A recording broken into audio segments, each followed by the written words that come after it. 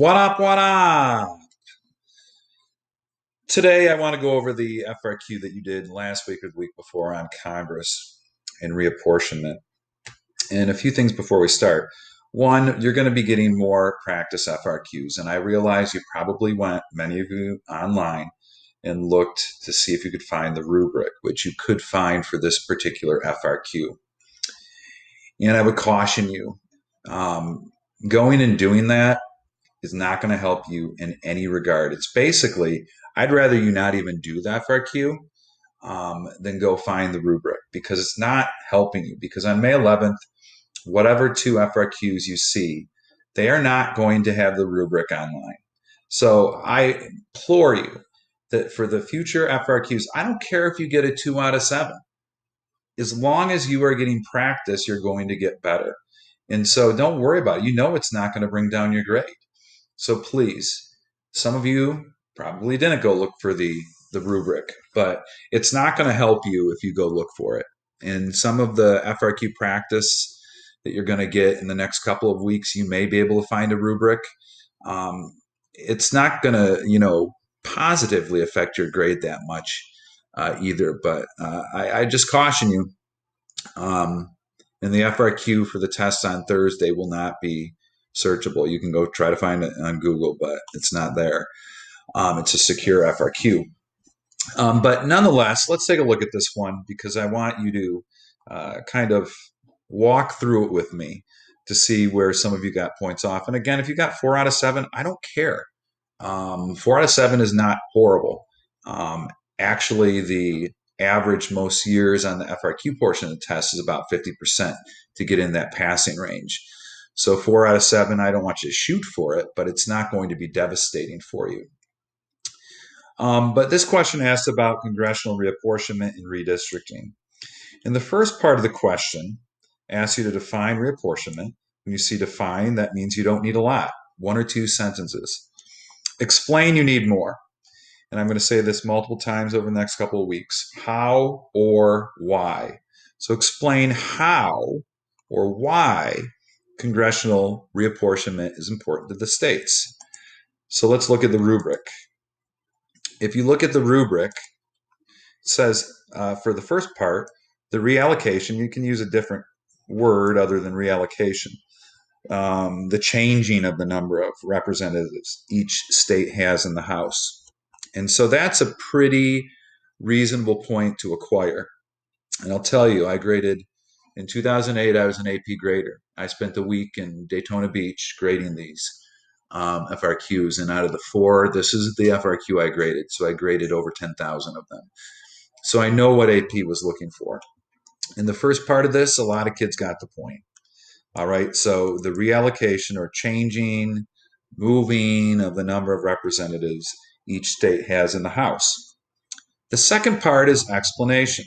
And so you're going to need a little bit more than 1 sentence. You need to explain why it's important, why an increase in the seats in the House is important. But you could say increase in number of seats, more representatives means you may have more influence. You could talk about public policy, passing laws, etc.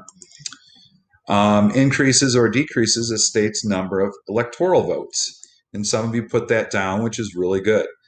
We know that the Electoral College, the number of votes each particular state has, is dependent on the number of members of the House and the Senate. But please be sure, especially in this question, that when we're talking about reapportionment, you have to be explicit and say the House or Congress, because you cannot say Senate. Senate does not go through this process. Part B, define congressional redistricting. And I can tell you didn't need much. You just need to talk about redrawing lines, changing lines. But you must, again, be very specific. Someone put down maybe changing boundaries without saying House. I don't know what that means. Boundaries of what? So you have to be explicit. You need the House here. You could just say district lines, and we would assume you mean congressional district. But boundaries, that could be boundaries of a city. It could be boundaries of a state. And AP graders are not going to assume you know that it's a House. Generally speaking, most people got these 3 points. Part C is where I want to spend most of our time here.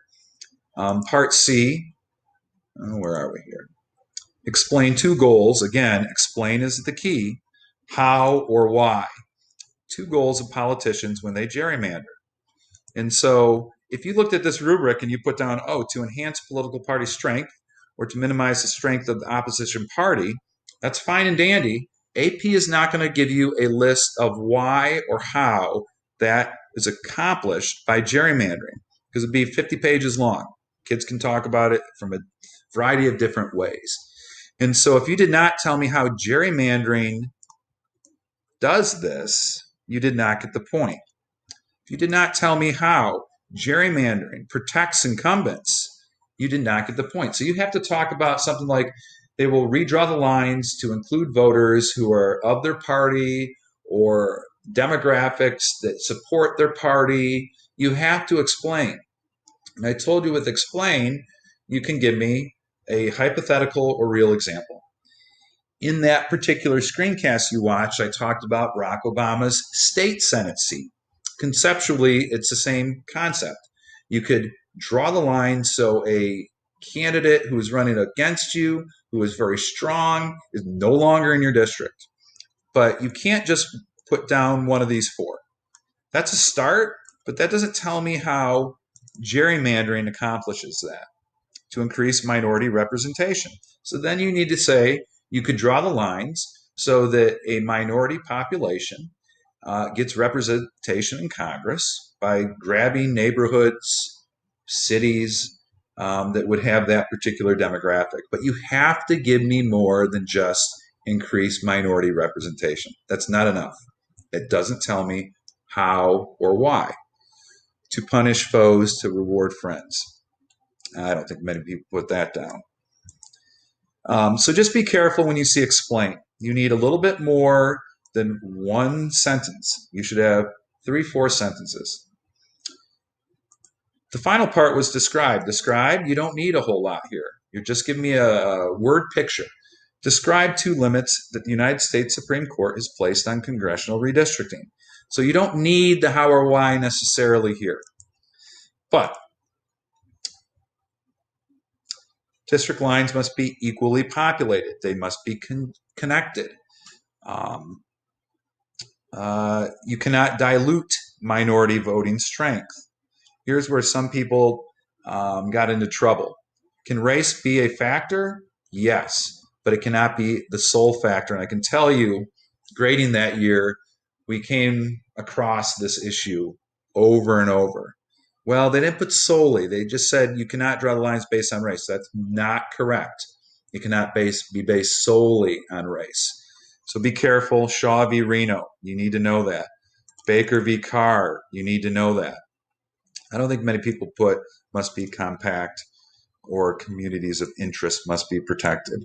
When they're talking about interests, you're talking about probably race in that particular situation. But again, your overall score on this, I want you to take a look. I made comments where it was necessary, and I don't want you to be enamored with your grade.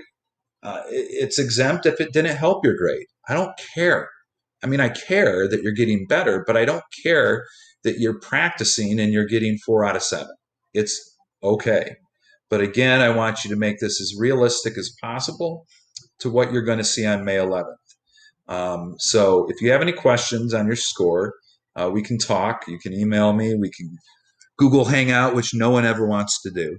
But I hope all is well. Peace.